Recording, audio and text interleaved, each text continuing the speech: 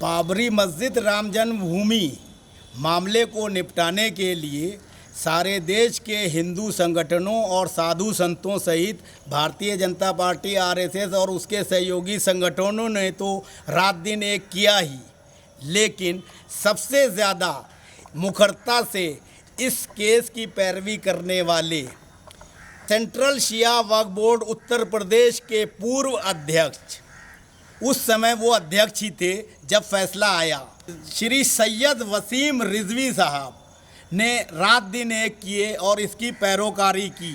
रिजवी साहब उन लोगों में से हैं जिन्होंने मुसलमान होने के बावजूद भी राष्ट्र की एकता, अखंडता और हिंदुत्व की अलग जगाने के लिए और जायज़ बात की पैरवी करने के मकसद से राम जन्मभूमि पर भव्य मंदिर बनाने की कानूनी लड़ाई भी लड़ी और मंदिर में जाके इस बात को लेकर प्रार्थना भी की कि जल्द से जल्द बाबरी मस्जिद विवाद ख़त्म हो और वहाँ भगवान श्री राम का भव्य मंदिर बने। उनकी ये अभिलाषा, उनकी ये इच्छा पूरी भी हुई और बहुत जल्दी अभी पिछले नवंबर में ही फैसला आया और राम जन्मभूमि पर भव्य भगवान श्री राम मंदिर बनने का रास्ता प्रशस्त हो गया। इसको लेकर सेंट्रल शिया वक्फ बोर्ड उत्तर प्रदेश के पूर्व अध्यक्ष सैयद वसीम रिजवी साहब खासे खुश हैं और अब वे काशी मस्जिद विवाद को लेकर और मथुरा में भगवान कृष्ण की भूमि पर जो मस्जिद का विवाद चल रहा है उसको भी लड़ाई लड़ने के लिए तैयार हैं और आगे किस तरीके से इन दो मुद्दों को वो लेकर चलेंगे इस पर उनसे बात करेंगे। किस तरीके से उत्तर प्रदेश में शिया सुन्नियों के बीच में उन्होंने आपसी सद्भाव बनाया, किस तरीके से वे एक अध्यक्ष होने के नाते वक्फ की ज़मीनों और प्रॉपर्टियों का और वक्फ से मदद पहुंचाने के लिए लोगों की उन्होंने सहायता की, किस तरीके से भारतीय जनता पार्टी, आरएसएस और उससे जुड़े संगठनों और शिया समुदाय के बीच आपसी तालमेल और सामंजस्य बिठाने में उन्होंने महत्वपूर्ण भूमिका निभाई, किस तरीके से उत्तर प्रदेश के अन्य नेता उनसे इस बात को लेकर धौंस खाते हैं कि उनकी सीधी पहुंच प्रधानमंत्री नरेंद्र मोदी और गृह मंत्री अमित शाह सहित आरएसएस के बड़े नेताओं से है। ये पहुंच और पकड़ सिर्फ यूं ही नहीं है। सैयद वसीम रिजवी अपने दम पर और लोकतांत्रिक तरीके से अध्यक्ष रहना चाहते हैं। उनका दावा है कि अगर चुनाव के तरीके से फिर से लोकतांत्रिक तरीके से सेंट्रल शिया वक्फ बोर्ड का चुनाव कराया जाए तो उनको चुनाव में कोई भी नहीं हरा सकता। वे इसलिए आश्वस्त हैं क्योंकि वे मानते हैं कि अध्यक्ष होने के नाते सेंट्रल शिया वक्फ बोर्ड की तरफ से उन्होंने अपने समाज और उत्तर प्रदेश की खासी सेवा की है। आइए मुलाकात करते हैं सेंट्रल शिया वक्फ बोर्ड के पूर्व अध्यक्ष सैयद वसीम रिजवी साहब से। अस्सलाम वालेकुम, आदाब, नमस्कार। सबसे पहले मेरा ये सवाल है कि राम जन्मभूमि बाबरी मस्जिद जो विवाद था उसको लेकर आपने जो है लखनऊ से लेके और दिल्ली तक लंबी लड़ाई लड़ी। आप जो है इसको लेकर काफ़ी जो है कट्टरपंथियों के निशाने पे भी रहे कि आप इस तरह से जो है मंदिर निर्माण के लिए जो है बातें कर रहे हैं, इसको आप किस तरीके से देखते हैं? देखिए, कट्टरपंथियों के निशाने पर रहना हम इसको ज़्यादा अपने लिए महत्व नहीं देते। हम ये समझते हैं कि राष्ट्र जो हमारी मातृभूमि है, ये हिंदुस्तान, ये किस तरह से तरक्की करेगी, कौन कौन से ऐसे विवाद हैं जिनको हमें मिल बैठकर या किसी भी तरह से तय करके ख़त्म कर देना चाहिए, ताकि जो हमारी गुजरे हुए बुज़ुर्ग हैं इन परेशानियों से, इन लड़ाई से, आपस में नफ़रतें, भेदभाव को झेलते चले आए हैं। और हमने भी अपनी ज़िंदगी के जो साल इन तमाम बुराइयों को, इन तमाम झगड़ों को, बहरहाल झगड़े कोई भी हों वो अच्छे नहीं होते, उनको हमने देखा भी है, बहुत करीब से उनके दर्द को भी समझा है। तो हमेशा हमारी यही सोच रही कि इनको मिटाया जाए। कट्टरपंथियों का काम है, उनका एक मकसद है कि नफरत पैदा की जाए। लेकिन एक सच्चे हिंदुस्तानी, एक सच्चे मुसलमान होने का दावा करने वाले लोगों को ये ज़रूरी है कि इन कट्टरपंथियों की साजिश को वो नाकामयाब करें और देश में राष्ट्रवाद, अपने मुल्क से मोहब्बत और ऐसे गंभीर इशू जो धर्म से जुड़े हैं उसको मिल बैठकर बात समझौते के तहत उसको ख़त्म कर लें। अब मीडिया में ये बातें आ रही हैं कि रिजवी साहब जो है राम मंदिर मामले में तो फतेह हासिल कर चुके हैं, अब वो बहुत जल्द काशी और मथुरा का मामला भी जो है राष्ट्रीय स्तर पर उठाने जा रहे हैं। तो इसको आप किस नज़रिए से देख रहे हैं और क्या रणनीति रहेगी आप? देखिए साहब, राम जन्मभूमि का इशू जो था वो एक बहुत पुराना झगड़ा था। हम चाहते ये थे कि समझौते से तय हो जाए, लेकिन कट्टरपंथी जो मुल्ला हैं वह हमारे समाज में इस कदर हावी हैं कि उनके खौफ और उनके डर से, उनके फैसलों से हमारी कौम बाहर जा नहीं पाती। लोग आपस में बैठकर तो ये बात करते हैं कि नहीं साहब ये गलत है, झगड़े ख़त्म कर देने चाहिए, लेकिन उनकी हिम्मत नहीं है कि वो समाजी तौर पर कोई ऐलान करें। ऐलान करने का काम ये मुल्ला करते हैं, और मुल्ला जो ऐलान करते हैं, जो पब्लिक तक मैसेज पहुंचाते हैं, उसमें जहर होता है, उसमें वो नफ़रत वाली बातें होती हैं जिससे हमारा समाज, हमारा हिंदुस्तान बंटता है। बाबरी मस्जिद के मामले में भी जो झगड़ा चला, तो क्या ये पूरे हिंदुस्तान के मुसलमानों की आवाज़ थी, चंद मुल्लाओं की आवाज़ थी, या कुछ समाज के उस कट्टरपंथी सोच रखने वाले उन मुल्लाओं से प्रभावित लोगों की आवाज़ थी जो ये चाहते थे नहीं साहब हम विवादित जगह पर मस्जिद बनाएंगे, और जो बाबर ने कुकर्म किया था 1528-29 में, बाबर के सेनापति मीर बाकी ने किया था, जाने की ज़रूरत क्या थी? आप एक बात बताइए, अयोध्या का इतिहास बहुत पुराना है, वहाँ पर मुसलमानों की हिस्ट्री भी नहीं है। वहाँ पर पहुँचे और पहुँचकर अगर वहाँ पर आपने एक भव्य मस्जिद का निर्माण कराया तो क्यों कराया? क्या ज़रूरत थी मंदिरों के बीच में एक बड़ी सी मस्जिद बनाने की?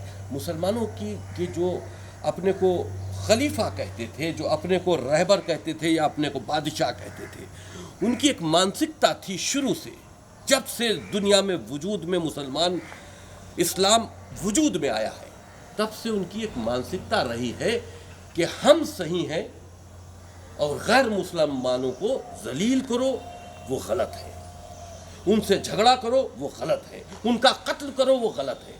ये मानसिकता हम मुसलमानों को नुकसान पहुंचा रहे हैं। अच्छा, ये इसी के तहत मुगलों ने हिंदुस्तान में सिर्फ खाली राम जन्मभूमि पर बने मंदिरों को नहीं तोड़ा, इसके अलावा भी बहुत सी जगहें हिंदुस्तान में ऐसी हैं जब मुग़ल यहाँ पर पूरी तरह से काबिज हो गए, तो उन्होंने वेस्ट बंगाल में भी, उत्तर प्रदेश में दूसरी जगहों पर काशी मथुरा है जी, जौनपुर है, गुजरात है, महाराष्ट्र है, मध्य प्रदेश है, राजस्थान है, बहुत सी ऐसी जगह थी जहाँ पर हिंदुओं को जलील करने के लिए, उनको ये दिखाने के लिए कि देखो हम कितने पावरफुल हैं, तुमको इस्लाम या तो कबूल करो और नहीं तो हम तुम्हारे धर्म को अपमानित करेंगे। उन्होंने इस सोच के तहत उनके धर्म स्थलों को तोड़ा और वहाँ पर अपने धर्म स्थान बनाए, उसी में एक मथुरा और काशी भी। अच्छा, मैं ये जानना चाह रहा हूँ कि जैसे राम जन्मभूमि का मामला जो है 26 साल तक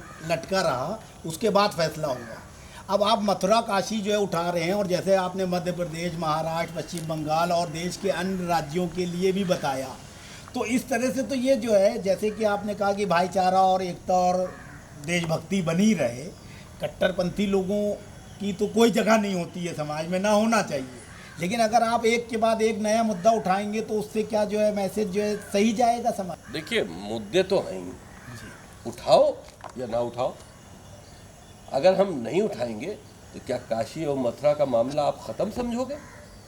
नहीं तो अब एक कहीं पे भी तो आपको रुकना पड़ेगा। अब जैसे राम मंदिर तो मिल गया, अब काशी मथुरा भी मान लीजिए मिल जाए, मुगल रुके थे, हैं? मुगल रुके थे, एक मंदिर तोड़कर मस्जिद बनाने में के बाद जी जी मुगल रुके थे। हाँ नहीं, अगर कोई एक बात आदमी पहले गलती मेरी कर रहा नहीं नहीं तो रुके। अगर एक आदमी ने गलती की, अगर कांग्रेस भ्रष्टाचार कर रही है तो प्रधानमंत्री नरेंद्र मोदी भ्रष्टाचार करेंगे, ऐसा तो नहीं है। ना अगर मुगलों ने किसी का हक मारा है, जी धार्मिक हक मारा है, तो मिलना चाहिए उसको। तो उस धर्म के जो फॉलोअर्स हैं जी उनकी ये ड्यूटी है, उनका ये हक है कि अपने मजहब के लिए, अपने उस धार्मिक स्थल के लिए अपनी दावेदारी बरकरार रखें जब तक उन्हें मिल ना जाए। तो हिंदू क्या गलत कर रहे हैं?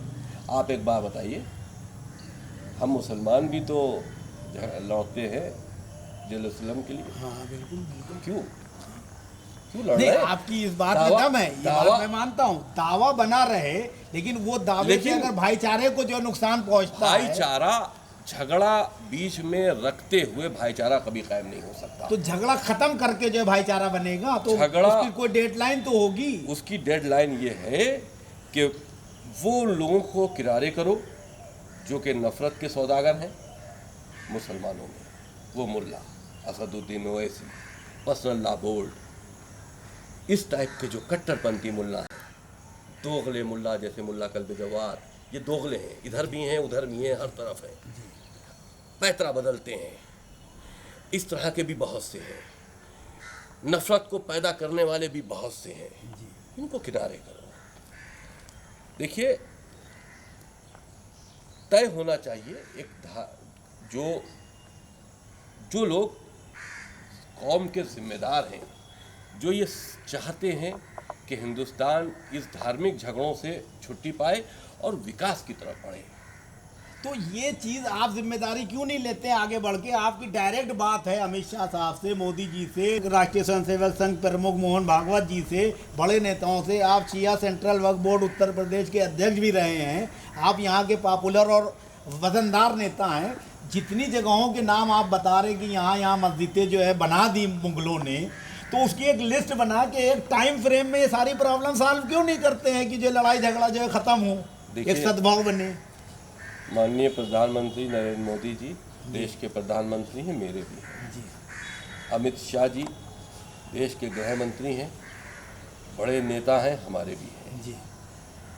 मोहन भागवत जी आरएसएस के प्रमुख हैं।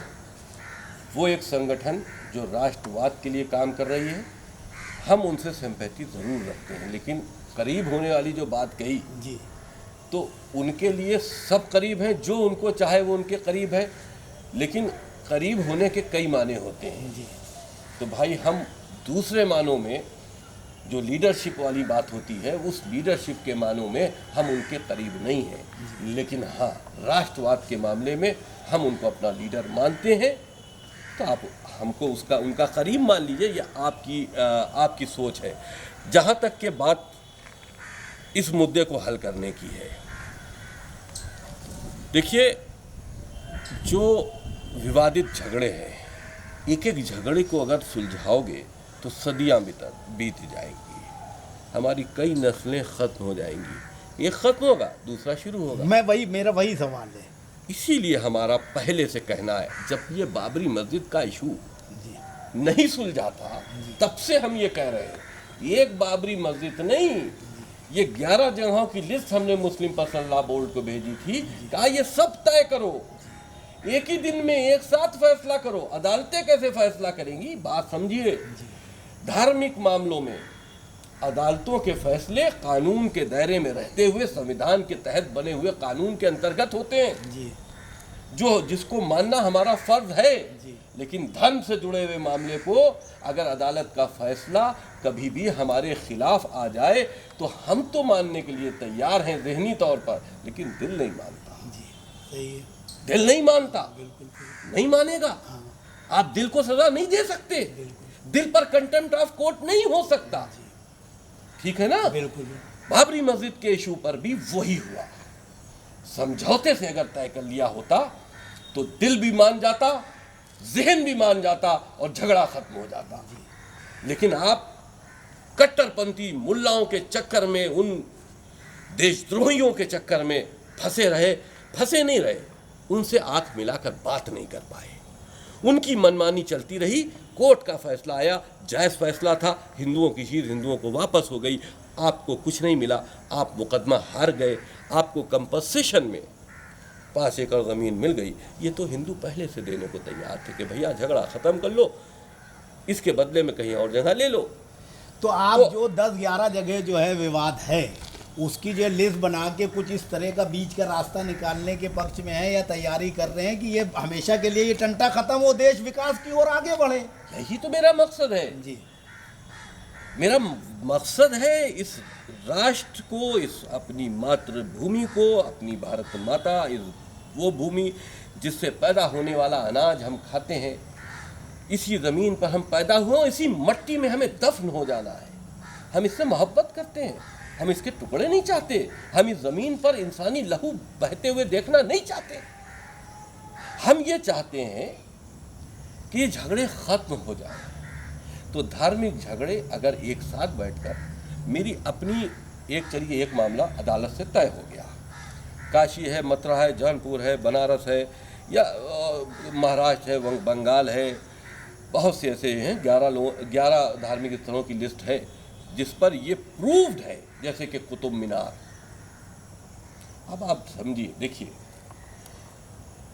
कुतुब मीनार में शायद लिखा है, वहाँ बोर्ड लगा भी है कि यहाँ पर उसकी हिस्ट्री भी है कि बहुत से मंदिर थे, उसको तोड़ के कुतुबुद्दीन ऐबक जिसने कुतुब मीनार बनाया था, वहाँ पर उसने वो मस्जिद कायम की, कुतुब मीनार वाली मस्जिद।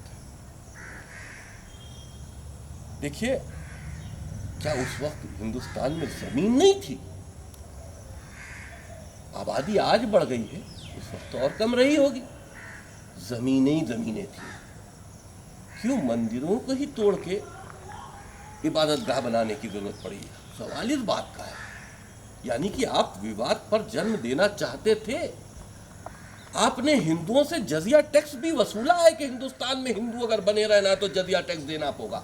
सुनिए, ये ऐतिहासिक चीज़ है, ये सत्य है, लेकिन हम ये कह रहे हैं नकारात्मक चीज़ों को लेकर अगर कोई पक्ष उसको कुरेदता ही रहेगा तो समस्या का समाधान कैसे होगा वसीम साहब? नहीं, कुरेदने की बात नहीं है, खत्म करने की बात है। मैं वही कह रहा हूँ। ये कैंसर है, जी जी, फर्स्ट स्टेज पर है। आप उसका ऑपरेशन कराकर, कीमोथेरेपी वगैरह कराकर उसको ख़त्म कर दो, ख़त्म हो जाएगा। लेकिन जब वो बढ़ जाएगा आपके जिस्म में, आपके नहीं मतलब मेरे जिस्म में, बिल्कुल नहीं, तो फैल जाएगा, जी जी जी, तो सिर्फ वो हमें मारेगा। बिल्कुल। ये कैंसर है समाज के लिए।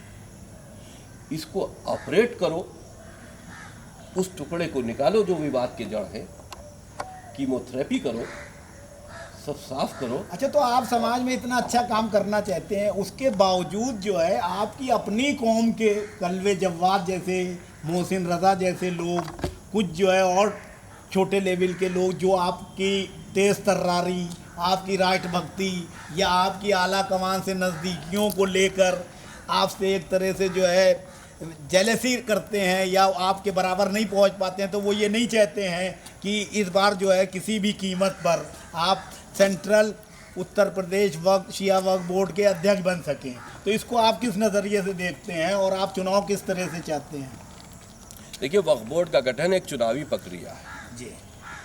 चुनाव के तहत वक्फ बोर्ड का गठन होता है, और अगर के चुनाव लड़ के वक्फ बोर्ड में आने की ज़रूरत पड़ी तो हमें भी इख्तियार हासिल है जी कि हम चुनाव लड़ें और वक्फ बोर्ड में अपनी दावेदारी करें। जी। जब चुनाव होगा तब देखा जाएगा। जो भी हुकूमत है वो अगर हमसे काम लेना चाहेगी, हम उन राष्ट्रवादी लोगों में हैं जो धर्म को दूसरे नंबर पर रखते हैं और अपने राष्ट्र से मोहब्बत पहले नंबर पर रखते हैं। हम से अगर राष्ट्र हित में कोई काम लेना चाहेगा तो हम ज़रूर काम करेंगे। जी। काम लेना नहीं चाहोगे तो हम नहीं काम करेंगे। जहाँ तक के सवाल इन विवादित मामलों का है, हम यही चाहते हैं कि इसमें एक कमेटी बने, कट्टरपंथियों को किनारे करो, अच्छे लोगों को सामने लाओ, वो बैठकर बात करें, विवाद को आपस में समझें, अपने झगड़े में खुद जज बने साफ दिल से, और जज बनकर अपने आप खुद फैसला करें कि हमें क्या करना चाहिए। देखिए, जब आप अपने मामले में जब खुद जज होते हैं तो आपके लिए सबसे पहला एक जिम्मेदारी ये होती है कि आप अपने मामले में भी उतने ही ईमानदार हों जितने मामले में आप दूसरे के लिए ईमानदार हैं।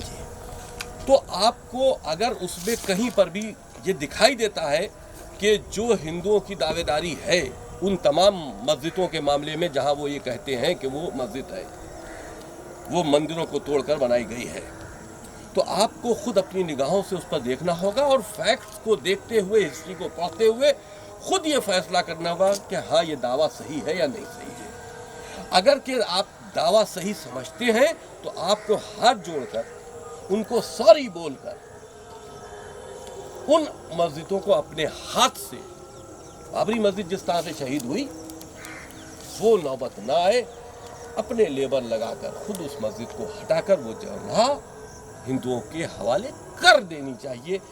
ये वक्त का भी तकाजा है। हमारी हुकूमत, हमारे जो हमारा इस वक्त का जो माहौल है, जो इस वक्त तरक्की याफ्ता जो ज़िंदगी चल रही है, जो दुनिया तरक्की पर जा रही है, हमारा देश को अगर विकास की तरफ बढ़ना है, इन तमाम बातों का यही तकाजा है कि धर्म के मामलों में हम विवाद को ख़त्म करें। धर्म हिंदुस्तानी होना चाहिए। हमारा धर्म क्या है? हम हिंदुस्तानी हैं। जब आपके दिल में ये बात पैदा हो जाएगी कि हर हिंदू हिंदुस्तानी है, हर मुसलमान हिंदुस्तानी है, अपने अल्लाह, अपने भगवान, अपने ईश्वर, अपने गॉड को हम अपने रीति रिवाज के साथ में, जिस घराने में, जिस परिवार में हम पैदा हुए हैं, उस परिवार के हिसाब से हम मानते हैं, वो हमारा अपना ज़ाती मामला है।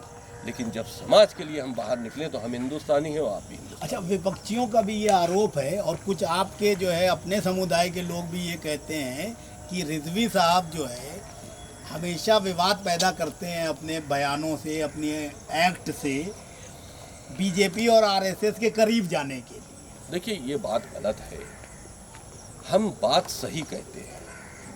हमारी बात को हम पर इल्ज़ाम लगाकर ही तो झुटलाया जा सकता है। जनाब, अगर हमें आपकी कोई बात कमज़ोर करनी होगी तो हम सबसे पहले आपके ऊपर कोई इल्ज़ाम लगाएंगे, तब आपकी बात को कमज़ोर करने की कोशिश करेंगे।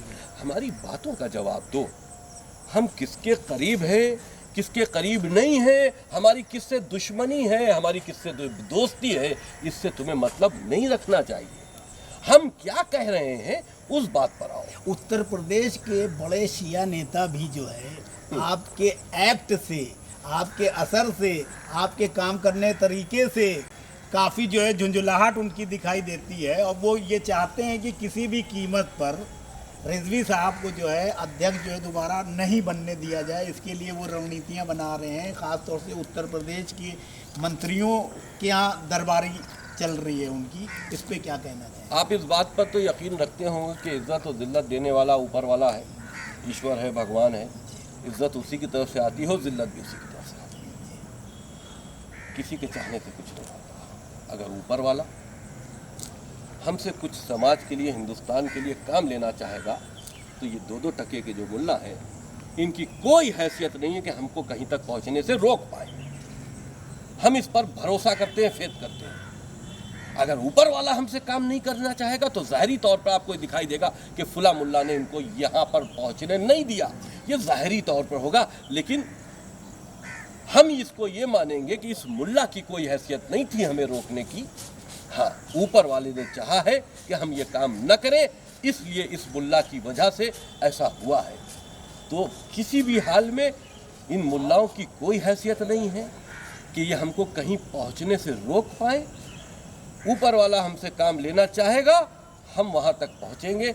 नहीं लेना चाहेगा तो एक कुत्ते के भौंकने से भी इंसान मर सकता है। अच्छा, एक राजनीतिक सवाल, ये मुख्यमंत्री योगी आदित्यनाथ जो है शनिवार और इतवार को यहाँ जो है लॉकडाउन रखते हैं, इसका औचित्य क्या है? इसको किस नज़रिए से आप देखते हैं? 5 दिन तो लोग काम करते हैं, तो उन 2 दिनों में ऐसा क्या हो जाता है कि कोरोना जो है रोका जा सकता है? तो किस देखिए, नज़र से? ऐसा है कि कोरोना की रफ्तार जिस तरह से बढ़ रही है, आज पूरी दुनिया में हम कई दिनों से, यानी कि पिछले 20-25 दिनों से वो एक ऐसा मुल्क बन गए हैं जहां पर कोरोना के पेशेंट सबसे ज़्यादा निकल रहे हैं। मतलब हम 40 थे, फिर 50 हुए, 60 हुए और 70 हुए, अब 80 हज़ार तक रोज़ निकल रहे हैं। ये फिगर कम नहीं हो रही, बढ़ रही है। मौत की संख्या बढ़ रही है। कभी 100 मरते थे तो हम अफसोस करते थे, आज 1-1 हज़ार मर रहे हैं। तो देखिए, देश भी चलना है, प्रदेश भी चलना है। लॉकडाउन टोटली जब हुआ तो उससे बहुत फर्क पड़ा, लेकिन हमको इस बीमारी के साथ में इससे संघर्ष भी करते रहना है और उन सारी चीज़ों को भी, जो हमारे सरकारी ऑफिस हैं जहाँ से हमारा काम चलता है, लोग जहाँ से रेवेन्यू इकट्ठा होता है, अगर हम वो सब हमेशा के लिए या कई महीनों के लिए बंद कर देंगे तो हम बीमारी से तो घिरे हुए हैं ही, लेकिन आफत में और आ जाएंगे। तो गवर्नमेंट सैटरडे संडे उसकी पॉलिसी ये है, क्योंकि ऑफिसेस बंद होते हैं, रेवेन्यू जहाँ से जनरेट होता है वो भी बंद होता है, तो हमारी अर्थव्यवस्था पर ज़्यादा असर नहीं पड़ता कि हम सैटरडे संडे को अगर हम लॉकडाउन कर देते हैं तो लोग अपने घर में रहेंगे। जो बीमारी एक 5 दिन फैली है, 2 दिन नहीं फैलेगी तो कुछ तो संख्या में कमी आएगी। लेकिन देखिए, चाहे लॉकडाउन हो और चाहे ना हो, आप अगर एहतियात खुद नहीं करोगे तो ना महामारी से बच पाओगे, ना दूसरे को बचा पाओगे। लॉकडाउन चाहे कंप्लीट कर दिया जाए तब भी ये बीमारी उतनी ही तरीके से फैलेगी, और अगर बिल्कुल खोल दिया जाए और अगर आप एहतियात कर ले तब भी नहीं फैलेगी। अच्छा, एक सवाल और, ये जिस तरीके से जो है अभी यहाँ पूरा माहौल चल रहा है, ख़ास तौर से उत्तर प्रदेश में शिया वक्फ बोर्ड की जो है गतिविधियों को लेके राजनीतिक तौर पे, तो आप अभी फ़िलहाल अपना कंपटीटर किसको मानते हैं, किस शिया नेता को? क्योंकि बनेगा कोई शिया नेता ही वक्फ board, Shia Waqf board, central वक्फ बोर्ड का जो है अध्यक्ष। देखिए साहब, हमारी किसी से लड़ाई नहीं है। जो जीतेगा, जो बनेगा, हमारे अलावा हम उसको मुबारकबाद दे देंगे। मैंने आपसे फिर यही बात कही, हम काम करने पर बिलीव रखते हैं। हमसे आप कितना काम ले सकते हो इस देश के लिए, इस समाज के लिए, अपनी कम्युनिटी के लिए, हम मजदूर की हैसियत रखते हैं। एक मजदूर से काम लेने की जिम्मेदारी तुम्हारी है।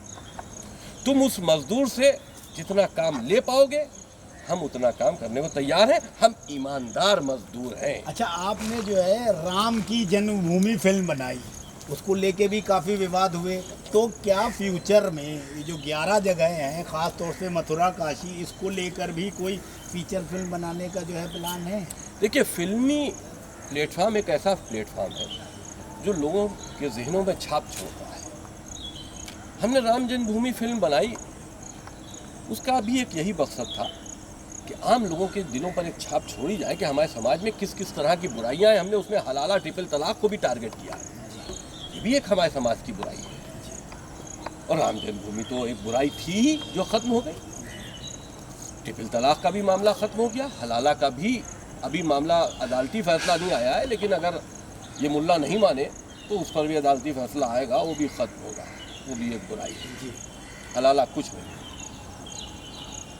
तो हमने उसको टारगेट करके उस फिल्म में दिखाने की कोशिश की। लोग जिसने जिसने देखा उनके जहनों तक बातें पहुंची। रही बात इन तमाम बुराइयों को लेकर, मेरी फिल्म अभी एक आ रही है श्रीनगर के नाम से। एक कश्मीर जो कि मुसलमानों की बहुसंख्यक स्टेट है, बहुसंख्यक होने का ये मतलब नहीं है कि तुम अल्पसंख्यकों को निकाल के बाहर कर दो। आप एक बात बताओ, अब आपने सवाल कर ही दिया तो अब आप इसका जवाब भी दे दीजिए। जब पार्टीशन हुआ तो पाकिस्तान का पार्टीशन किस नाम पर हुआ था? धर्म के नाम पे। मुसलमानों के नाम पर, कि मुसलमानों के लिए एक अलग मुल्क चाहिए। जो लोग चले गए वो तो चले गए, जो नहीं गए यहाँ के हिंदुओं ने उनका हाथ पकड़ के निकाल नहीं दिया। सही बात। ये उनकी मान्यता है या नहीं है? वो महान है, उनकी सोच महान है। तुमने अपने धर्म के नाम पर बंटवारा करके देश का एक टुकड़ा ले लिया, तो हिंदुस्तान में क्यों हो? तुम्हें रहने का कोई राइट नहीं है। अगर उस वक्त का हिंदू इस बात पर खड़ा हो जाता तो आज जो हम हिंदुस्तान में रह रहे हैं, कानूनी तौर पर और एक जायज तौर पर हमको हिंदुस्तान छोड़कर जाना पड़ता, क्योंकि हम मुसलमानों के नाम पर एक टुकड़ा ले चुके थे, जी सही। जिन्हा उसका सौदा कर चुके थे। ठीक, हम यहाँ पर उस वक्त जितने थे, जी आज हमारी तादाद उसकी बढ़ दो गई। गुनी हो चुकी बिल्कुल है। हो गई। ठीक है ना? जी क्या पाकिस्तान में वो तादाद दो गुनी हुई? जो पाकिस्तान में हिंदू रह गए थे, अब वहाँ वो 2 या 3% बचे हैं। जी। क्यों मार दिए गए, या वहाँ की तंगियों से सख्ती से भाग गए? यहीं पे एक सवाल है यस, कि इसका ये मतलब नहीं है कि पाकिस्तान में अगर उन लोगों ने जुल्म कर दिया गया तो भारतीय जनता पार्टी के नेतृत्व वाली केंद्र सरकार CA, NRC और NPR ला के यहाँ के मुसलमानों को भी वही सलूक करे। मेरा फिर वही सवाल आ है। गए आप। जी नहीं, मैं वही सवाल पर था। मैं आपके सवाल पे सवाल पूछ रहा हूँ। बिल्कुल सही सवाल पूछा आपने। जी। आप ये बताइए, राजीव गांधी मान लीजिए भ्रष्ट थे, मनमोहन भ्रष्ट थे, कनिमोझी भ्रष्ट थी। मैं कह रहा हूँ तो उसका ये मतलब थोड़ी कि ये प्रधानमंत्री और अमित शाह जी भी भ्रष्टाचार करें। ये तो अच्छा काम करने के लिए आए हैं ना। आप एक बात मेरा ये बताइए, सवाल है। सिराज साहब, जी CA से किसको नुकसान है? अब CA की असलियत आप भी जानते हैं, हम भी जानते हैं। CA था क्या?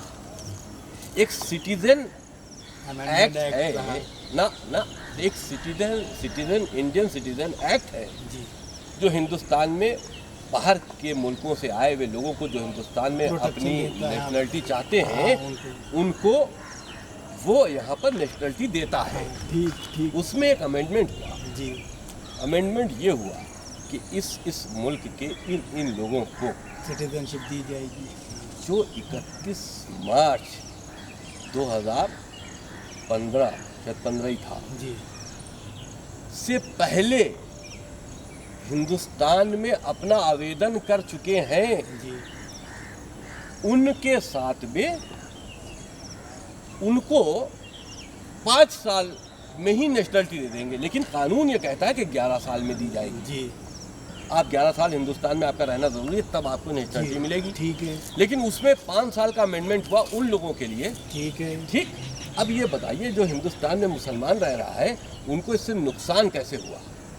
कोई नुकसान नहीं है। तो फिर ये धरने और प्रदर्शन किस बात के थे? नहीं तो वो तुमको कौन भगा रहा है? कैसे जो है क्रिएट सवाल ये है कि कहीं से कोई दुख और दर्द में आ रहा है तो उसको जगह देना चाहिए। अगर हम उसको आंसू पोंछकर अपने क्या जगह दे रहे हैं, तो उसमें ये कहा था कि यहाँ रहने वाले मुसलमानों को निकाल दिया जाएगा। यही तो टेक्निक थी ना, उसमें जो पूरा माहौल गड़बड़ हुआ। तो इस हिसाब से तो जितने CA NRC वाले जो है धरने प्रदर्शन हुए, तो कायदे से देखा जाए तो सरकार ने जो है उनको होने दिया ना। जब गलत हो रहा था तो उठा के बंद कर देना चाहिए पहले दिन ही उनको। देखिए, मैं ये पूछ रहा हूँ। उनको समझाने की बहुत कोशिश की गई। ऐसा नहीं क्या था हुकूमत कर नहीं सकती थी, उनको उठा के फेंक सकती थी। 2 मिनट का काम। आप लोग फिर यही कहते कि वाह, एक तो जुल्म कर रहे हो, उसके बाद जाति भी करना शुरू कर नहीं, जुल्म कर कहाँ रहे थे आप? बकौल आपके जुल्म हो ही नहीं रहा था। हाँ? जुल्म कहाँ था उस पॉइंट ऑफ व्यू से देखा जाए? हम तो कह रहे हैं 5 साल भी नहीं, आप हम तो 1 साल में उनको सिटीजनशिप हम तो ये समझ रहे थे कि आप गुमराह हैं, आप सही CA को समझ नहीं पाए हैं, आप सही NRC की मीनिंग समझ नहीं पाए हैं, आप गुमराही का शिकार हैं, इसलिए धरने पर बैठे। सुनिए जी। हमने हर चैनल के माध्यम से, हुकूमत ने अपने ज़रियों से, अपने मैसेंजर से, अपनी लिटरेचर से, अपने कानून से, हर तरह से उन तमाम लोगों को समझाने की कोशिश करते रहे कि तुम गुमराह हो, इससे कोई नुकसान नहीं है। जो तुम ये भ्रम पैदा कर रहे हो कि साहब इससे मुसलमानों को नुकसान है, हिंदुस्तानी मुसलमान को कोई नुकसान नहीं है। सदन से देश का गृह मंत्री एलानिया कह रहा है कि हम किसी मुसलमान को निकालने नहीं जा रहे हैं, इससे किसी मुसलमान का कोई नुकसान नहीं है। जब सदन की कार्रवाई में एलानिया ये बात जिम्मेदार आदमी कह रहा है, उसके बाद भी आप धरना छोड़ नहीं रहे हो, तो इसका मतलब आप गुमराह नहीं हो। आप पॉलिटिकल गुमराह करने के लिए दूसरों को बैठे हो, दूसरों को बैठे हो। आप किसी भी पॉलिटिकल पार्टी के एक एजेंट हो, उनसे पैसा लेकर अपने जाती मफाद पर भोले बनकर बैठे हो कि जैसे कि हमको कुछ नहीं मालूम है, तुमको सब मालूम था। इसलिए गवर्नमेंट उनको वक्त देती रही कि समझ जाओ तुम गुमराह हो। देखिए, कानून को तोड़ने वालों के लिए FIR भी होती हैं, उनको ज़बरदस्ती उनको पकड़ा भी जाता है, उनको जेल भी भेजा जाता है। लेकिन क्योंकि ये गवर्नमेंट ये चाहती थी कि हम एक मैसेज दें, 1 हफ्ते में नहीं समझ में आएगा, 1 महीने में आएगा, 1 महीने में नहीं आएगा, 2 महीने में आएगा, समझना तो पड़ेगा कि तुम समझो कि तुम कैसे गुमराह। राजनीतिक विश्लेषक लोग ये कहते हैं और मीडिया के भी लोग कि भारतीय जनता पार्टी तो सोची समझी रणनीति के तहत, क्योंकि दिल्ली में भी चुनाव होना था, कई जगह होना था, कि इस धरने प्रदर्शन से जो है जो हिंदू वोट है वो पोलराइज होगा, इसको होने दो, ये एक्सपोज होते रहेंगे, अपना वोट तो एक जगह जाएगा। अच्छा, एक बात बताइए, भारतीय जनता पार्टी को इस धरने का फायदा फिर दिल्ली चुनाव में क्यों नहीं मिला? भारतीय जनता पार्टी को जो है इस धरने का फायदा इसलिए नहीं मिला क्योंकि केजरीवाल खुद जो है भारतीय जनता पार्टी का ही बच्चा है। देखिए, अब आपने उसको बच्चा कह दिया, जो भारतीय जनता पार्टी को हराकर हुकूमत बनाए, अब आप उसको कह दिए वो बच्चा है भारतीय जनता पार्टी का। पूरी तरह से भारतीय जनता पार्टी की पॉलिसियों मैं पॉलिटिकल चीजें भी जानता हूँ। नहीं, मैं आपसे पूछ रहा हूँ, जब केजरीवाल ने अन्ना हजारे का जो है धरना दिया था, तो उसमें जो है मैं भी दिल्ली में ही था, सबसे ज़्यादा सपोर्ट तो जो है राष्ट्रीय स्वयंसेवक संघ के कार्यकर्ताओं लोगों ने जो है उनको दिया, खाने से लेके सब तक। तो केजरीवाल को तो जो है पाला पोसा है, जैसे लादेन को अमेरिका ने पाला था। केजरीवाल ने माफ़ किएगा, अन्ना हजारे ने जब धरना दिया तो वो कांग्रेसी पॉलिसी के खिलाफ धरना था। कांग्रेसी पॉलिसी को एक्सपोज किया कि ये गुमराह कर रहे हैं, गलत काम कर रहे हैं। उनकी अपनी डिमांडें थी, पब्लिक उनसे जुड़ी तभी तो आई। क्या एक बात बताइए, अन्ना हजारे से जब अन्ना हजारे धरने पर बैठे हैं, इतना बड़ा हुजूम दिल्ली की हिस्ट्री में दोबारा ना उभरा है ना उभरेगा, क्यों आए? राष्ट्रीय स्वयंसेवक संघ चाहे तो वसीम रिजवी अगर जो है लखनऊ में कर देंगे तो पूरा लखनऊ उमड़ जाएगा। वो शक्ति है राष्ट्रीय स्वयंसेवक संघ में। अन्ना हजारे दोबारा भी आए थे धरने पे, उतनी भीड़ नहीं थी, मैं खुद गया था रामलीला मैदान। देखिए, आप राष्ट्रीय स्वयंसेवक संघ, उनका इतना बड़ा संगठन है, वो किसी को भी जीरो को हीरो बना सकते हैं। देखिए, ये तो गर्व करने की बात है। तो मैं वही पॉजिटिव बात कह रहा हूँ, मैं नेगेटिव नहीं कह रहा हूँ। ये गर्व करने की बात है, नेगेटिव नहीं कह रहा। हमारे देखिए, एक बात बताइए, मैं नेगेटिव कहाँ कह रहा हूँ, मैं तो उसकी शक्ति का प्रदर्शन इतना तगड़ा है कि वो बाबा रामदेव को चाहे तो रातों रात जो है बना दे, वो अर्णव गोस्वामी को रातों रात बना दे, वो हमें चाहे हमें बना दे। मैं तो उसको कह रहा हूँ, उसको पॉजिटिव सेंस में कह रहा हूँ, लेकिन नेगेटिव सेंस में नहीं कह रहा। अब आप एक बात बताइए, आपने कहा कि साहब उनकी इतनी शक्ति है, बिल्कुल है, अच्छी बात है, किसी को बनाने के लिए शक्ति का इस्तेमाल कर रहे हैं ना। शक्ति का इस्तेमाल देश को तोड़ने के लिए नहीं कर रहे हैं। बिल्कुल सही बात है। शक्ति का इस्तेमाल किसी शख्सियत को बनाने के लिए कर रहे हैं। तो ये गर्व करने की बात है या इस पर विचार करने की बात है? आप बताओ। अबू बकर बगदादी एक शक्ति था, ठीक, सीरिया पर कब्जा कर लिया, इराक तक आ गया, ठीक, वो भी एक शक्ति था, नकारात्मक शक्ति थी। शक्ति नकारात्मक की उतनी वैल्यू नहीं है समाज में ना। उसने कब्जा किया, हुकूमत के ऊपर कब्जा किया, इराक के बड़े बड़े एरियो पर कब्जा कर लिया। अगर के दूसरे मुल्क वहाँ मदद करने ना आते तो वो शायद पूरे मिडिल ईस्ट पर कब्जा कर लेता। सही। तो एक वो भी शक्ति थी, वो तोड़ने वाली शक्ति थी, कत्ल करने वाली शक्ति थी, जुल्म करने वाली शक्ति थी। आरएसएस को जगह आप कह रहे हैं, मैं आरएसएस का मेंबर नहीं हूँ, पहले ये वादे कर दूँ। बिल्कुल सही है। आरएसएस को अगर आप कह रहे हो तो आरएसएस एक संगठन है।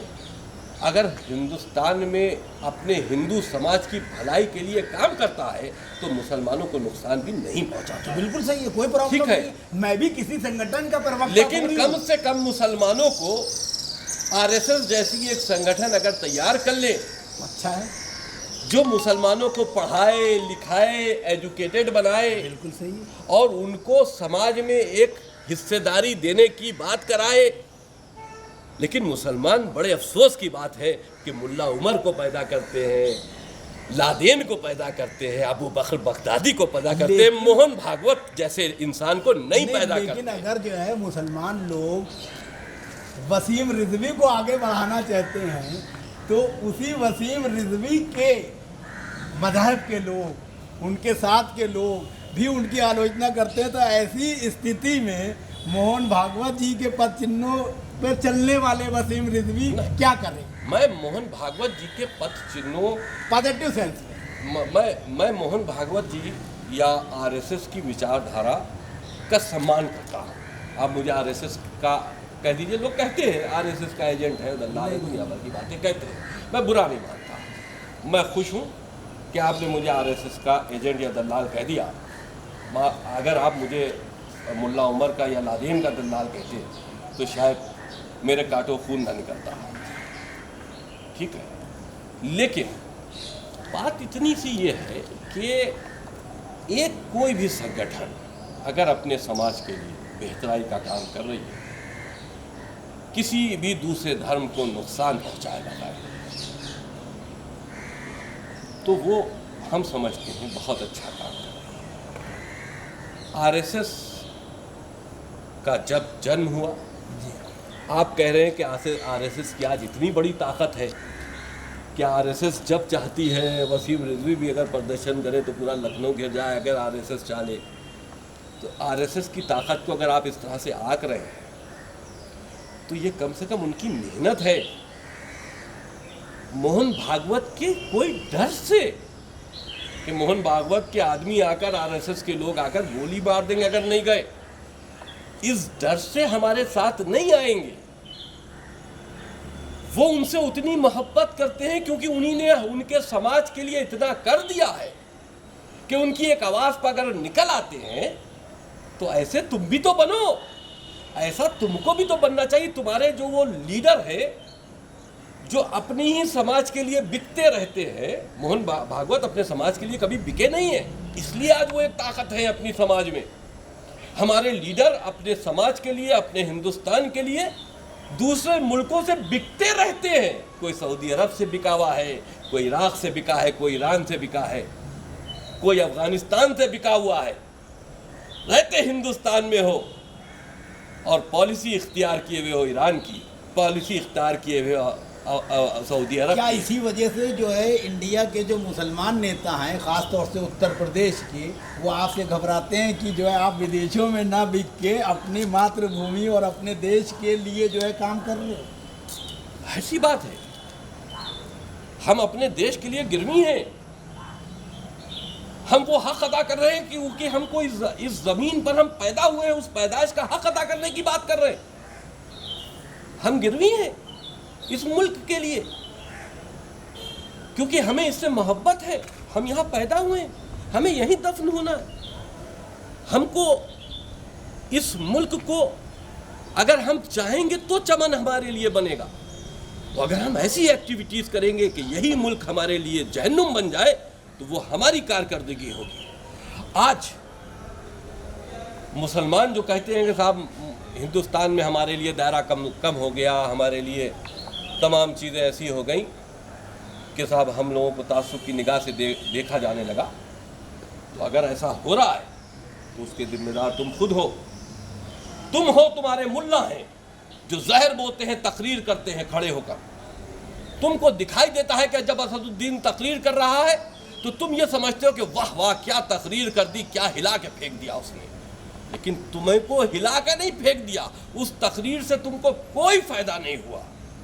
नुकसान इसलिए हो गया कि जो वो तकरीर तुमने भी सुनी है और गैर मुसलमानों ने भी सुनी है, उस तकरीर से उन्होंने हिंदुस्तान में रहने वाले मुसलमानों की मानसिकता को समझने की कोशिश की, इसलिए उनके जहनों में तासुब तुम्हारे लिए पैदा हुआ।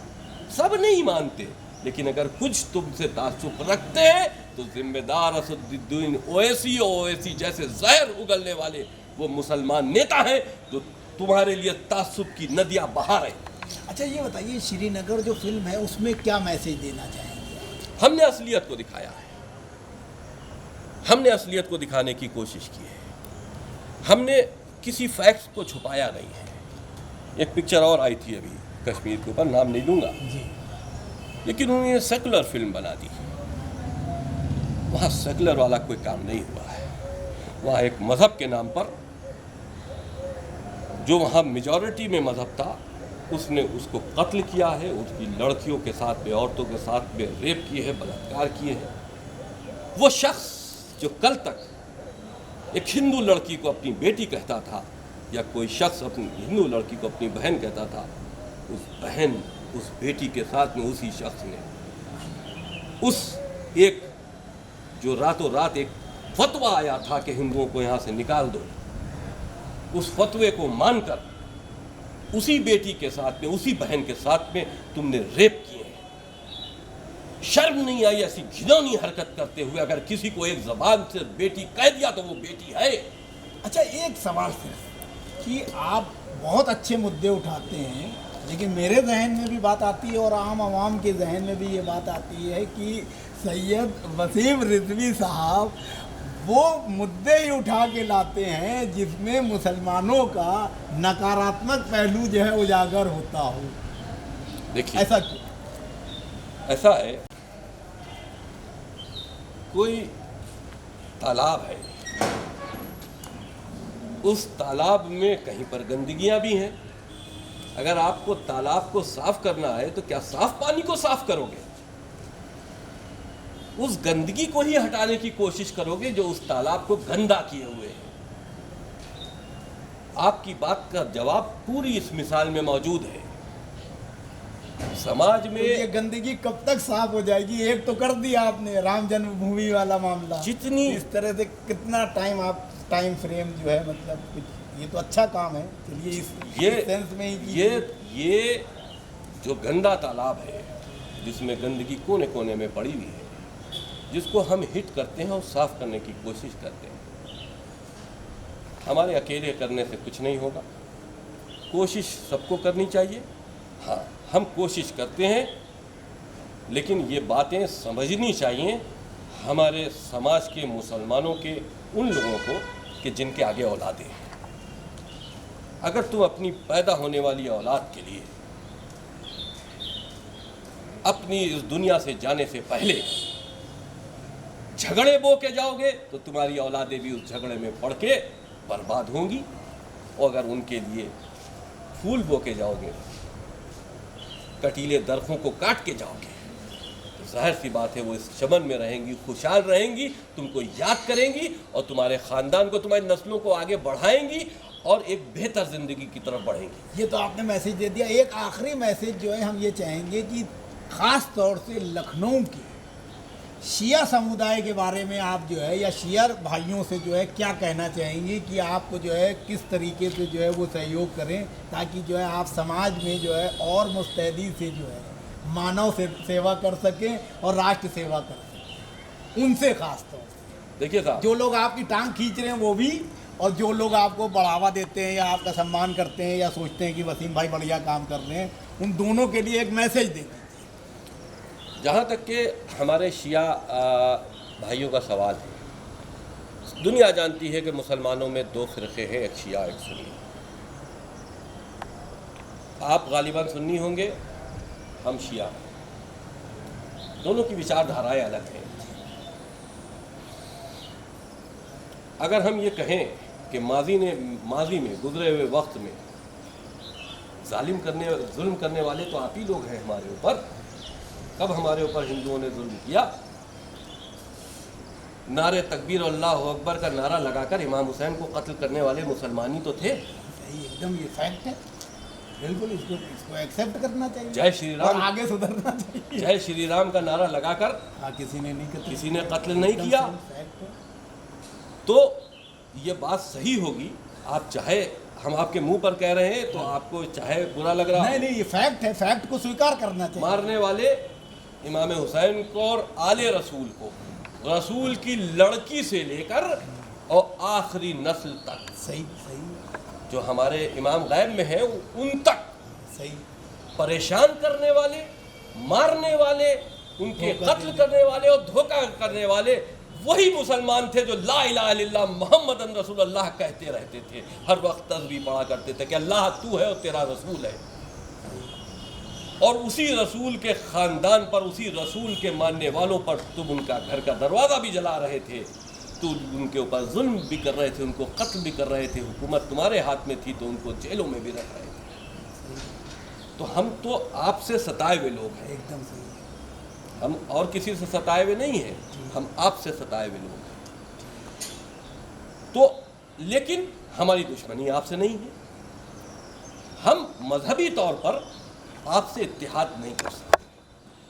सिराज भाई हमारे दोस्त हैं, हम आपके लिए जान भी दे देंगे। आपको हमारे खून की ज़रूरत भी पड़ेगी तो हम अपने सिराज भाई के लिए अपने जिस्म की एक एक बूंद खून दे सकते हैं, लेकिन दुनियावी दोस्ती के बाद। देखिए मैं साफ बात कहता हूँ, आपको बुरी लग रही हो एकदम, मैं तो खुद ऐसी कड़वी बात जो है पसंद करता तो हूँ। आपके लिए मैं अपने खून की एक एक बूंद भी दे सकता हूँ, आपके लिए कोई रिस्क भी ले सकता हूँ, क्योंकि आप मेरे दुनियावी दोस्त हैं। सही। लेकिन वो हमारी आपकी दोस्ती, वो हमारा आपका इत्तेहाद मजहबी इत्तेहाद नहीं है।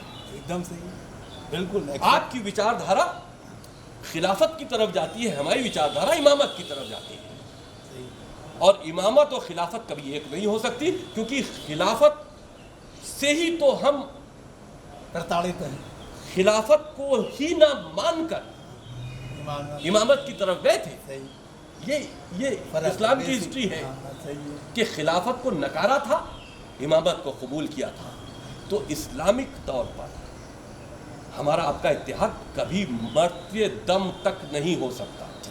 दुनियावी दोस्ती सबसे हो सकती, आपसे भी हो सकती है। तो मेरा मतलब यही है कि अपनी धार्मिक विचारधाराएं अलग हैं, दुनियावी दोस्ती कायम करो। आप सब मेरी सवाल को समझे नहीं, मैंने इसीलिए वो शब्द यूज किया था कि अपने शिया भाइयों के लिए खास तौर से, क्योंकि मैं शिया, मेरे शिया भी भाई हैं और सुन्नी भी भाई हैं, हिंदू भी भाई हैं, हर इंसान भाई है।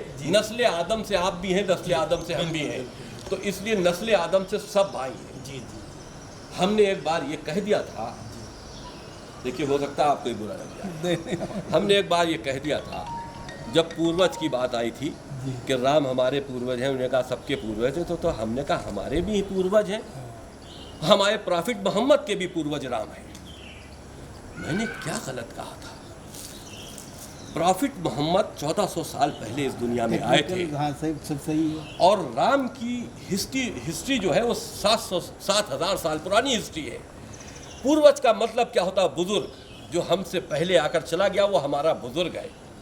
तो अगर नॉलेज का फर्क है, लोगों को पता नहीं है, इसलिए अगर के जो आदमी 7,500 साल पहले इस दुनिया में आया था तो वो मेरे लिए भी बुजुर्ग है, प्रॉफिट मोहम्मद के लिए भी बुजुर्ग है, तमाम दुनिया के आने वाले उसके बाद जितने भी इंसान हैं उन सब के लिए बुजुर्ग है। ये लॉजिक तो है। मैंने क्या बुरा कहा? ये तर्क है। लेकिन आपने कह दिया अरे प्रॉफिट मोहम्मद को पूर्वज आपने कह दिया भगवान राम थे।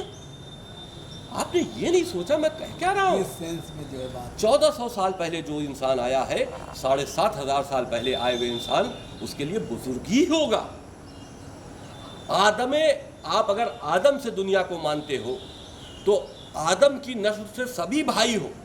कोई भाई गलत हो गया हमारे हिसाब से तो आदम की नस्ल से इमाम हुसैन को कत्ल करने वाला यजीद भी तो आदमी की नस्ल से था, जिस पर हम लानत आज भेजते।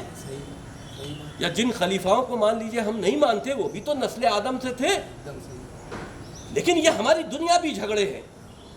हमने आपको नहीं माना, आपकी विचारधारा हमसे अलग हो गई, आपका धर्म हमसे अलग हो गया, हमारा धर्म अलग हो गया, वो एक अलग इश्यू हो गया। लेकिन पैदा करने वाला, चाहे आप हिंदू मान्यता के हिसाब से मान लीजिए, चाहे क्रिश्चियन मान्यता के हिसाब से मान लीजिए, चाहे इस्लामिक मान्यता के हिसाब से मान कर लीजिए, कभी भी दुनिया में आने वाला इंसान ऊपर से फेंका नहीं गया है कि ये लो ये लो ये लो। पैदा हुआ है एक बिंदु से, उसी से दुनिया बनी है, चाहे करोड़ों साल पहले बनी है, लेकिन उसी बिंदु से बनी है। किसी ने उसको शिवजी से मान लिया, किसी ने उसको आदम से मान लिया, किसी ने उसको किसी दूसरे नजरिए से मान लिया, लेकिन बिंदु एक है, विचारधाराएं फर्क है, ईश्वर एक है। वो भगवान मानकर पूजा करते हैं, हम अल्लाह मानकर इबादत करते हैं, ईश्वर एक। नहीं, मेरा सवाल ये है कि जो शिया कम्युनिटी के लोग हैं, बहुत से लोग जो है आपको बहुत अच्छा नेतृत्व करता मानते हैं कि आपके नेतृत्व में सेंट्रल शिया वक्फ बोर्ड उत्तर प्रदेश आगे बढ़ रहा है और एक माहौल भी अच्छा हो रहा है देश का और समाज का और उत्तर प्रदेश का। तो बहुत से लोग तो चाहते हैं कि आप दोबारा अध्यक्ष बने और इसको मुहिम को और आगे ले जाएं, लेकिन उसी में कुछ लोग ऐसे हैं जो नहीं चाहते। तो आप इन दोनों लोगों के लिए कोई एक संदेश दें जिससे जो एक सकारात्मक माहौल बने, मैं वो चाहूँ। मैं सिर्फ और सिर्फ मेरी कोशिश ये है कि इंसानों की भलाई के लिए काम किया जाए, मज़हब को किनारे करके। शिया है, सुन्नी है, हमारे भाई हैं। मजहबी जो इत्तिफाक़ात हैं वो अपनी जगह है, वो दूरियां अपनी जगह हैं, लेकिन आप हमारे भाई हैं। आप अपने मज़हब को किस तरह मानते हो आप जानो, हम अपनी आस्था को किस तरह मानते हैं हम जानते हैं। हिंदू किस तरह मानते हैं वो हिंदू जानते हैं। हिंदू हमारे भाई हैं, आप हमारे भाई हैं, हम आपके भाई हैं। हम भाइयों की तरह एक ज़िंदगी को जीना चाहिए, क्योंकि इंसान आप भी हैं, इंसान हम भी हैं। दुनिया में हर इंसान आपस में भाई है। इसलिए चाहे वो शिया हो, और शियों में जो फ़िरक़े हों, जैसे आप कह रहे हैं कि कुछ लोग हमें मानते हैं, कुछ लोग हमारे ख़िलाफ़ हैं। ख़िलाफ़ जो लोग हैं, या तो वो हमें समझ नहीं पाए हैं कि हम चाहते क्या हैं, या वो किसी अपने ज़ाती मकसद की वजह से हमारे ख़िलाफ़ हो सकते हैं। तो भाई समझना उनको पड़ेगा जो हमारे ख़िलाफ़ है कि हम क्या हैं, हमारी सोच क्या है। समझना उन सुन्नियों को पड़ेगा जो हमको शिया समझ के या हमारे जो सख्त अल्फाज हैं वो समझकर हम पर इस बात से एतराज़ात करते हैं कि हम शिया हैं और हम गलत अल्फाज बोलते हैं। समझना उनको पड़ेगा, हम सुन्नियों के मुखालिफ नहीं हैं। हमारी आपकी विचारधारा फ़र्क है, उससे हम कंप्रोमाइज़ नहीं कर सकते, क्योंकि अगर हम वो कर लेंगे तो फिर वो चीज़ ही ख़त्म हो गई। जो विवाद जो 1400 साल पहले विवाद हुआ, बाद रसूल जो विवाद हुआ, वो चीज़ ही ख़त्म हो गई, क्योंकि हम एक शिया घराने में पैदा हुए हैं, तो हम उस नस्ल से हैं। आप जिस घराने में पैदा हुए हैं आप उस नस्ल से हैं, तो आपको अपने धर्म की अपनी मान्यताओं को मानना आपका फ़र्ज़ है, हमको हमारे धर्म की मान्यताओं और चीज़ों को मानना हमारा फ़र्ज़ है। इमाम हुसैन की शहादत पर अभी आशूर गुजरा है, हम रोते हैं, आप खुशी नहीं मनाते, आप रोते हमारी तरह चाहे ना हो, आप हमारी तरह मातम ना करते हो, लेकिन हम ये समझते हैं कि कोई भी सुन्नी खुशी नहीं मनाता। वो बात एक अलग इशू है कि वो उस तरह का रिएक्ट नहीं करता जैसे कि हम मोहब्बत में करते। जी सही। हम छुरियों का मातम भी कर लेते हैं, कमा भी उठा लेते हैं, मातम सीना दनी भी करते हैं, हो सकता है आप नहीं करते, लेकिन ऐसा नहीं है कि आप इमाम हुसैन की शहादत से खुश हैं, सम्मान आप भी देते हैं। तो बातचीत वही है। बहरहाल जो लोग हमें नहीं समझे हैं उनको समझना चाहिए, हमारा क्या मिशन है वो भी समझना चाहिए, चाहे वो शिया हो, चाहे वो सुन्नी हो, चाहे वो हिंदू हो, कोई भी। हम इंसानों की बात कर रहे हैं, हिंदुस्तानियों की बात कर रहे हैं। हमारा मिशन ये है कि मजहबी जो मान्यताएं हैं अपनी तरह से मानो, इंसानी दूरियों को कम करो। इंसान को आपस में लड़ना नहीं चाहिए, वो शिया हो, सुन्नी हो, हिंदू हो, सिख हो, ईसाई हो। एक इंसानियत का जो मज़हब है उसको कायम करो, उसको मजबूत। ये धार्मिक झगड़ों से ऊपर हटो, धर्म तुम्हारे लिए है, तुम अपने धर्म में अपने जिस तरह से चाहो उसको मानो, लेकिन उससे बड़ा धर्म जो है इंसानियत, उस इंसानियत धर्म की डोरी को पकड़े रहो, उसके साथ में खिलवाड़ मत करो। जो भी इंसानी है, जो इंसानी शक्ल में इस दुनिया में मौजूद है, वो तुम्हारा भाई है। उससे भाई वाला भाईचारा कायम करो और दुनिया में एक कंधे से कंधा मिलाकर चलने की कोशिश करो। तभी तुम्हारा मजहब भी तुमको तरक्की कराएगा, तभी इस मुल्क की भी तरक्की होगी, तुम्हारे बच्चे भी इस हिंदुस्तान के लिए अब्दुल कलाम जैसे बन सकते हैं। लेकिन अगर तुमने मजहबी आड़ लेना शुरू कर दी, तो अगर अब्दुल कलाम ने टेक्निकल एजुकेशन, माफ़ कीजिएगा, अगर किसी कट्टरपंथियों से हासिल की होती तो वो किसी आतंकी संगठन के लिए मिसाइल बना रहे होते। उन्हीं ने एक सच्चे मुसलमान होकर, एक हिंदुस्तानी मुसलमान होकर, इंसानियत की डोरी को पकड़े रहते हुए, जो इस्लाम हमें सिखाता है कि किसी से भी हमको बैर नहीं रखना चाहिए, उस चीज़ को लेते हुए इस देश के लिए काम किया गया और मर के वो इस दुनिया से चले गए। लेकिन आज भी हम उनको मिसाइल मैन के नाम से जानते हैं, क्योंकि उन्होंने इस देश के लिए मिसाइलें बनाई हैं, आतंकियों के लिए मिसाइलें नहीं बनाई। तो ये थे सैयद वसीम रिजवी। अगली बार फिर मिलते हैं किसी ख़ास शख्सियत के साथ, अगली बार फिर मिलते हैं किसी ख़ास शख्सियत के साथ। तब तक के लिए इजाज़त दीजिए। नमस्कार।